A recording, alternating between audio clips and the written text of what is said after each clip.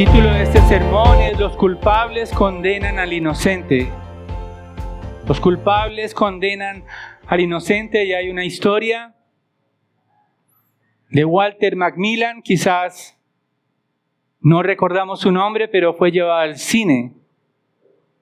En 1998, Walter Macmillan fue condenado a la pena de muerte por un asesinato que no cometió. Un falso testigo, él era de raza negra, había discriminación en ese tiempo en Alabama, y los policías y los falsos testigos lo llevaron a la pena de muerte, a la pena capital. Él estuvo 6 años en el corredor de la muerte, así se llama a los que están condenados a muerte. Sin embargo, su abogado, un activista llamado Bryan Stevenson, sus nombres son reales, esto fue llevado al cine, esta historia. Stevenson solicitó 3 veces a la Corte de Apelaciones de Alabama por la inocencia de Macmillan. 3 veces la Corte rechazó su solicitud, pero en 1993 la Corte finalmente reconoció que se trataba de un error judicial. Fueron levantados los cargos contra Macmillan. Ese falso testigo se retractó y fue salvado de la silla eléctrica. Regresó con su familia. Era inocente de todos los cargos. Sin embargo, hace 2000 años, un inocente fue condenado a muerte. Rehusó defenderse por amor a los acusadores, por amor a nosotros. Tuvo un falso juicio, pero él no se defendió. Y ese es mi mensaje en esta mañana para ustedes. Jesús fue condenado a la muerte siendo un inocente, para que todos los culpables fueran declarados justos. Jesús fue condenado a muerte siendo un inocente, para que los culpables fueran declarados justos. Vamos a entender este texto de la palabra, es un poco amplio, sin embargo podemos dividirlo en 3 partes. En primer lugar, los testigos no pudieron acusarlo, los versículos 53 al 72. En segundo lugar, los jueces admiten su inocencia, los versículos capítulo 15 del 1 al 15. Y finalmente, el inocente sufre en manos de los culpables. Capítulo 15, versículos 16 al 20. En primer lugar, los testigos no pueden acusarlos, y vemos cómo la Escritura nos dice que llevaron a Jesús. Recordemos que él en agonía experimentó el abandono en Getsemaní. Vinieron con palos como un rebelde, se llevaron a nuestro Redentor ante un juicio, un falso juicio. Y dice la Escritura que todos los principales sacerdotes y escribas estaban allí juntos. Pero Pedro siguió de lejos a Jesús. Pedro siguió de lejos hasta dentro del patio del sumo sacerdote y se sentó con los guardias calentándose al fuego. Esta expresión, le seguía de lejos, significa que Pedro, aquel que decía voy a morir por ti, se avergonzaba de Jesús. No querían que lo identificaran con Jesús. El verbo parece mostrar que Pedro no quería que Jesús, ni siquiera, más bien su nombre, fuera relacionado con él. Mantuvo la distancia, como todos aquellos que no quieren comprometerse con Cristo, sino que le miran de lejos. Aquellos que se mantienen a la distancia, son cristianos, pero distantes de la verdad, distantes del amor de Cristo, como Pedro en ese momento, distantes de la adoración genuina, distantes, guardan sus distancias con Cristo, aceptan que son cristianos, pero guardan las distancias. En ese momento, Pedro no quería comprometerse con Jesús.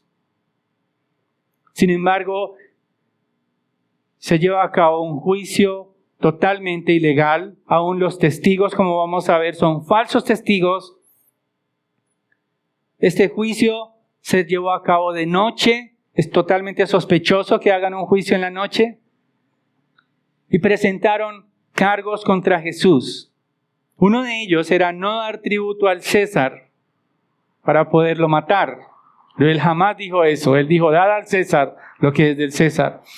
Había también un cargo contra él de sedición, como de revolucionario.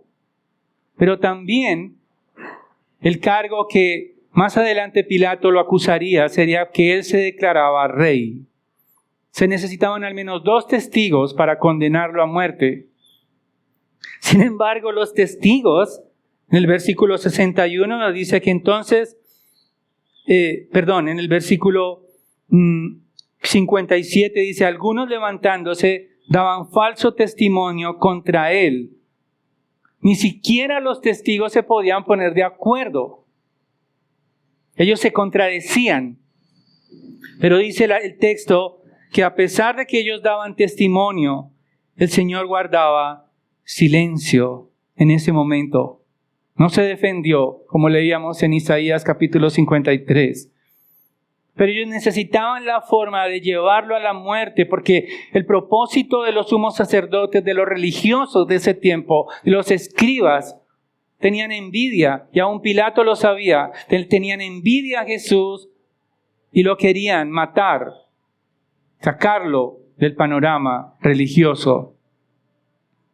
Y es precisamente cuando el sumo sacerdote, levantándose, dice el versículo 60, se puso en medio y preguntó a Jesús, ¿no respondes nada que testifican estos contra ti?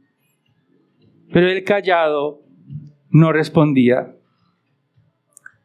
Sin embargo, hacen una pregunta al Señor. El sumo sacerdote le volvió a preguntar, ¿eres tú el Cristo, el Hijo del Bendito? Y entonces aquello que había estado más bien oculto únicamente para los discípulos, el Señor asegura en el versículo 62, Jesús contestó, yo soy, y verán al Hijo del Hombre sentado a la diestra del poder y viniendo con las nubes del cielo. El Señor Jesucristo admite que Él es el Hijo de Dios. Él es Dios encarnado. Él es el creador del universo. Él es el gran yo soy. Él es aquel de que habló Daniel, que vendría en las nubes. El único que vendría en las nubes del cielo es Dios mismo. Aquel que ellos estaban condenando a muerte se convertiría más adelante, y eso es lo que estamos esperando nosotros. Que regrese el juez del universo a juzgar a un mundo pecador que lo odia. A todos los que no se arrepienten de sus pecados.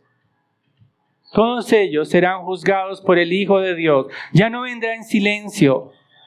Él volverá, no como un cordero enmudecido, sino que volverá con gloria para juzgar a los vivos y a los muertos en la manifestación en su reino. Y eso es nuestra esperanza. Ellos lo acusan inmediatamente. El sumo sacerdote se rasgó las vestiduras como en una señal de dolor. Este hombre está frente a Dios mismo, pero lo acusa de ser un mentiroso. Aquel que blasfemaba contra Dios significa que decía mentiras acerca de Dios.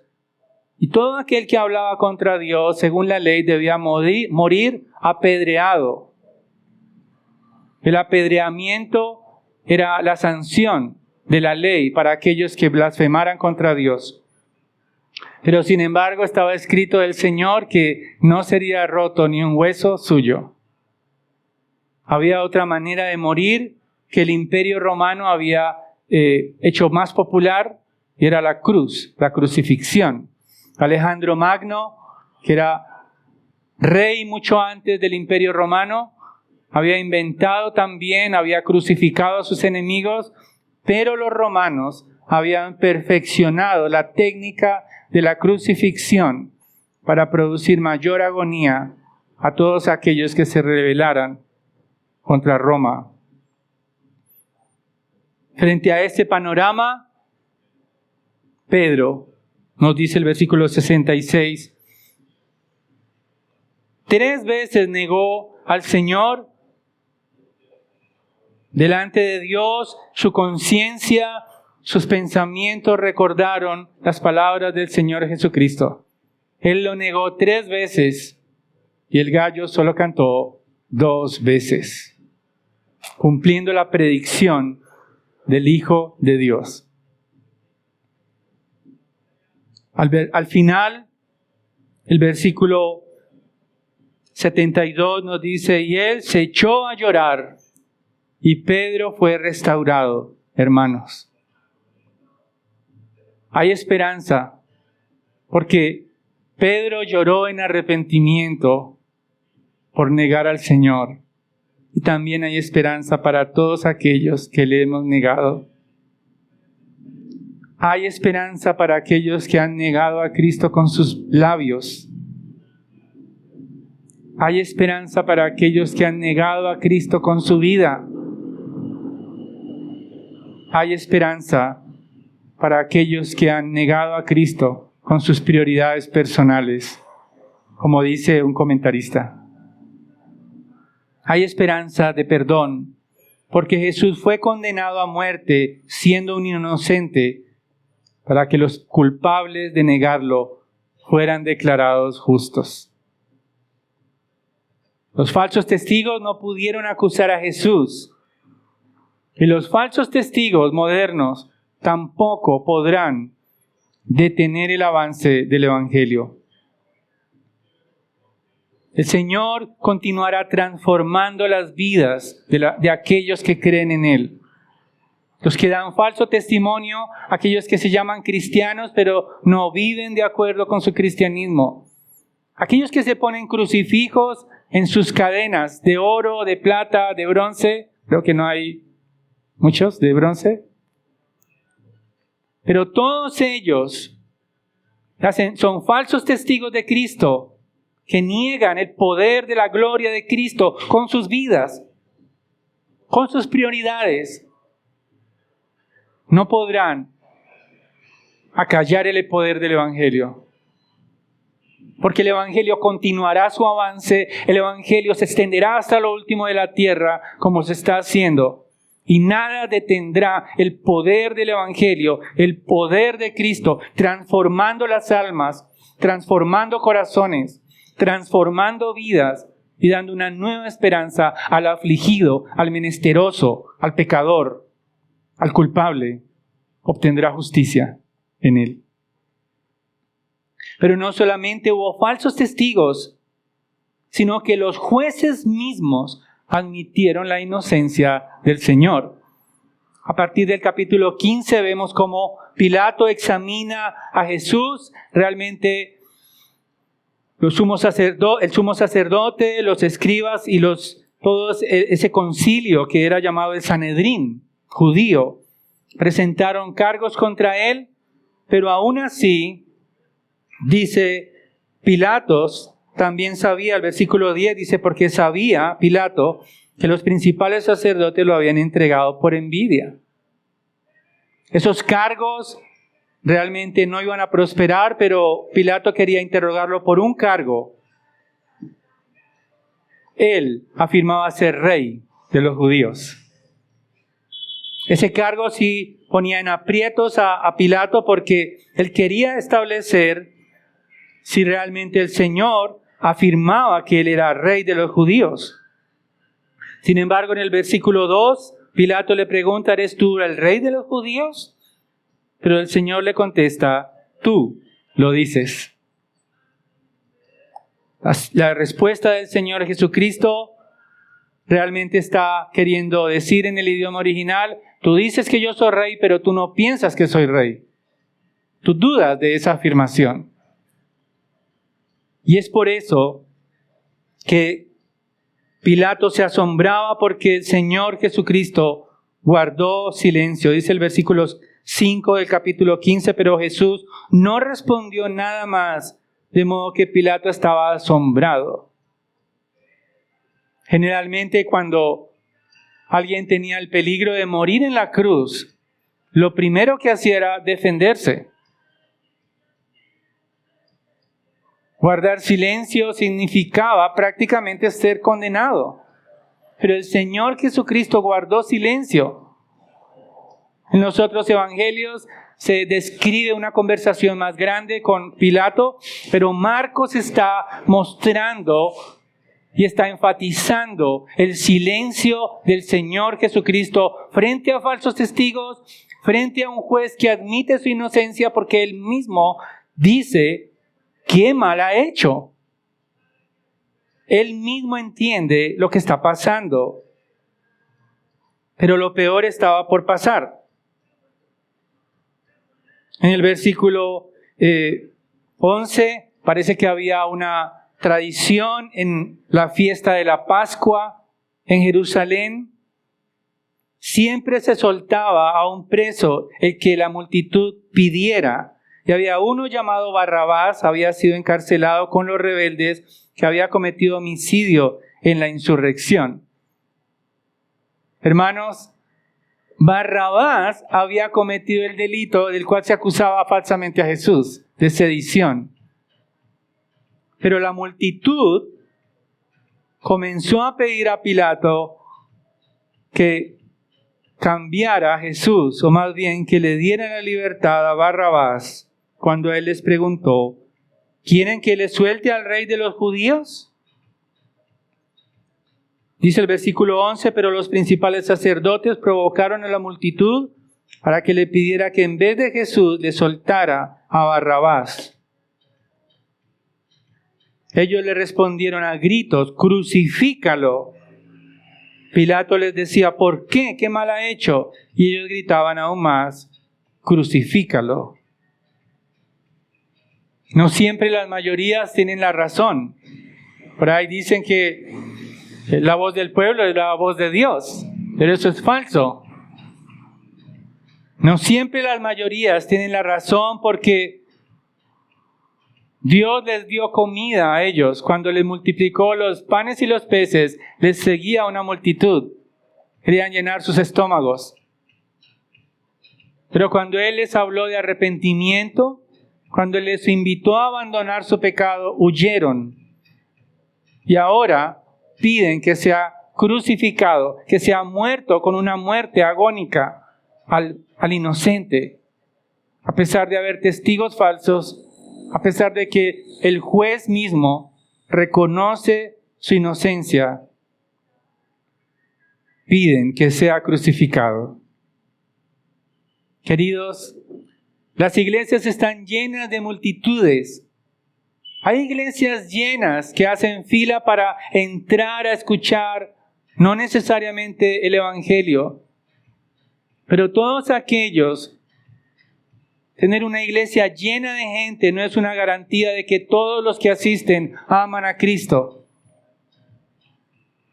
Muchos despreciarán a Jesús cuando les llega la aflicción, saldrán despavoridos.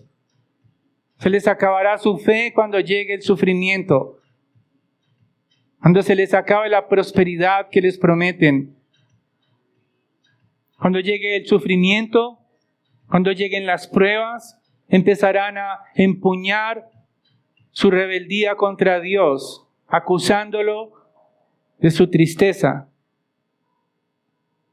Cuando vengan las pruebas, entonces todas esas multitudes ya no pedirán crucifícalo, ya no gritarán, pero sí abandonarán a Cristo.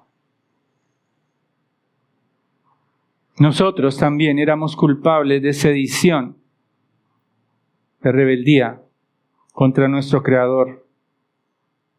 Pero Jesús fue condenado a muerte siendo un inocente, para que los culpables fuéramos declarados justos.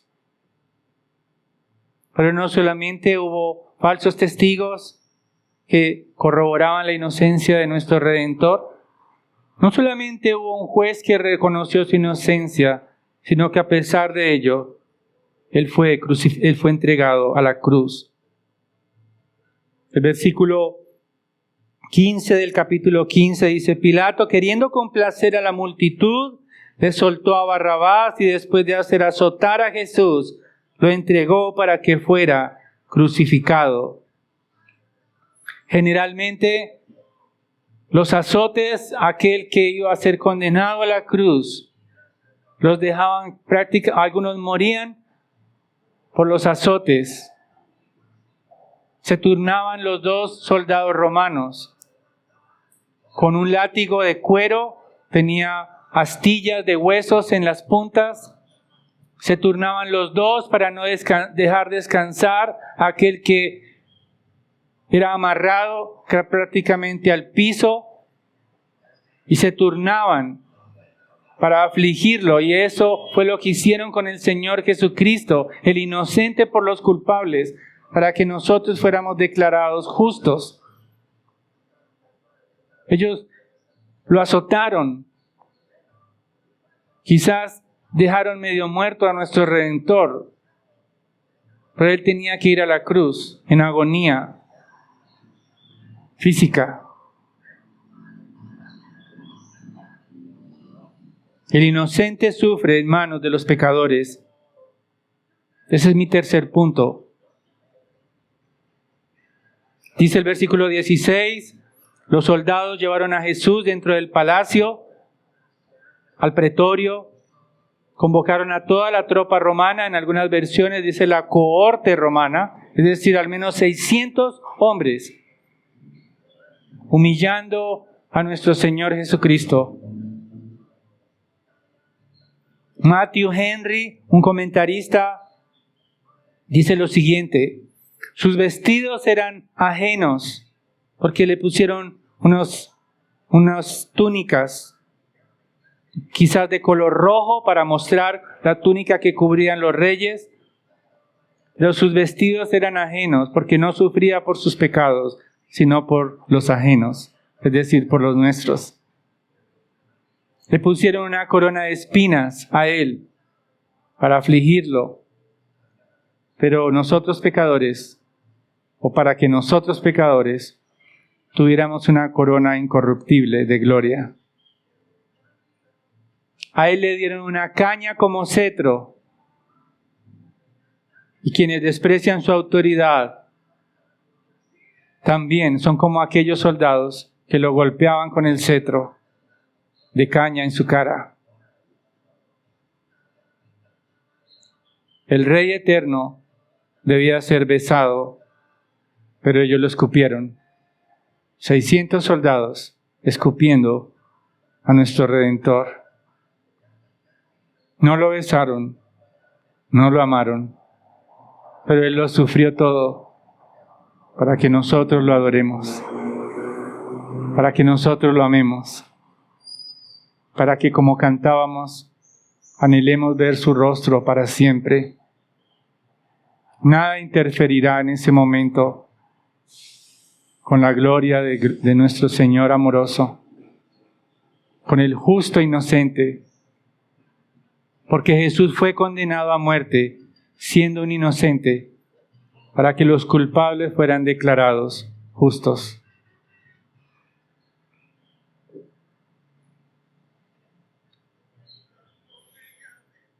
¿Cómo ser testigos de la verdad y no testigos falsos? ¿Cómo podremos verdaderamente dar testimonio de Cristo? La palabra testimonio en el idioma original es la palabra martureo. Es donde se origina la palabra en nuestro idioma mártir. Es decir, que ser testigo, y todos los primeros testigos del Señor Jesucristo, comenzando por Esteban, se convirtieron en mártires. Murió apedreado por su fe. ¿Cómo librarnos de ser falsos testigos nosotros de Cristo? Voy a proponerles al menos 3 maneras de no ser falsos testigos. En primer lugar, viviendo vidas coherentes con nuestra fe. Si nuestras prioridades son las mismas del mundo, dinero, placer hasta morir, éxito, fama, fortuna, bienes, si esas son las prioridades de nuestra vida únicamente, seremos falsos testigos de Cristo. Pero si nos arrepentimos por poner otras cosas en primer lugar en vez de a Cristo, seremos perdonados. Hay esperanza para nosotros de poner a Cristo en primer lugar de nuestro corazón. Pero no solamente podemos ser genuinos testigos, viviendo vidas coherentes con nuestra fe, sino también mostrando gracia hacia otros. Si hemos sido culpables declarados justos, no estamos en condiciones de pensar que somos mejores que otros, mejores que los pecadores que nos hacen ruido y no nos dejan escuchar el sermón. No somos mejores que ellos, hermanos, porque Cristo mostró gracia a nosotros cuando éramos rebeldes, insensatos, aturdidos por el pecado, sirviendo a este mundo, sirviendo a la carne, sirviendo a nuestros placeres y deseos. Él tuvo gracia con nosotros y por lo tanto necesitamos mostrar gracia a otros. Pero también podemos ser testigos genuinos viviendo en la expectativa de su venida. Él volverá. Él vendrá a juzgar.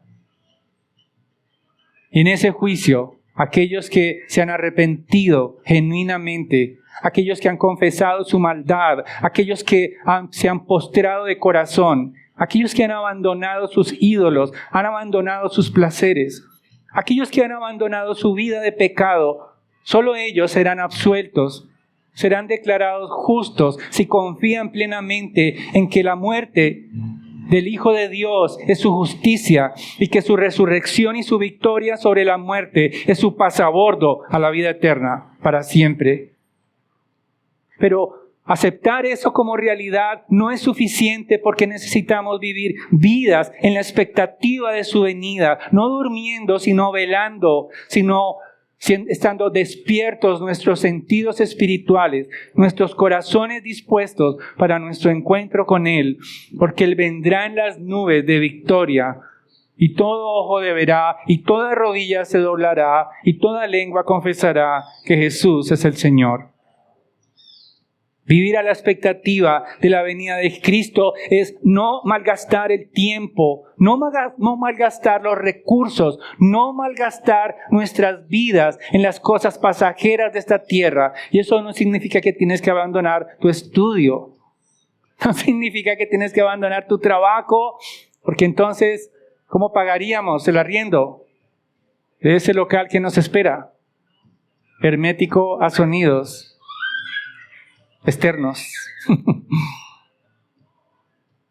No necesitas abandonar las fuentes de tus recursos, no.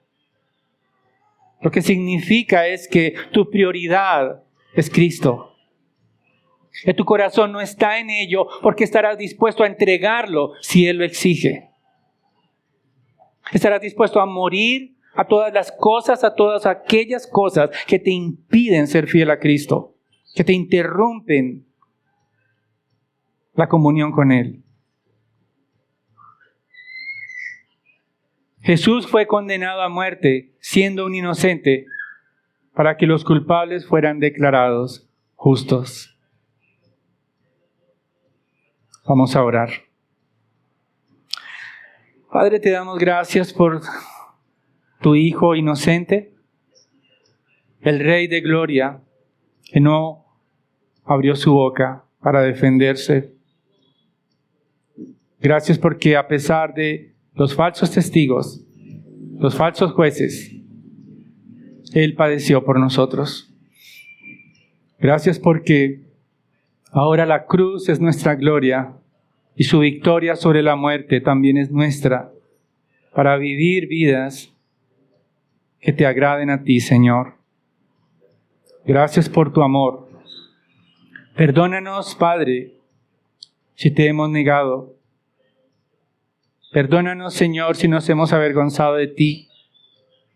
Y ayúdanos, fortalécenos para vivir vidas victoriosas, para vestirnos de justicia cada vez que el pecado asedie, cada vez que la culpa merodee nuestros corazones y nuestras mentes, porque tenemos la justicia eterna, la cruz y la honra de tu victoria sobre el pecado y la muerte que ya no merecemos nosotros, porque tú la recibiste por nosotros. Te lo pedimos y te damos gracias en los méritos de nuestro Redentor inocente. Amén.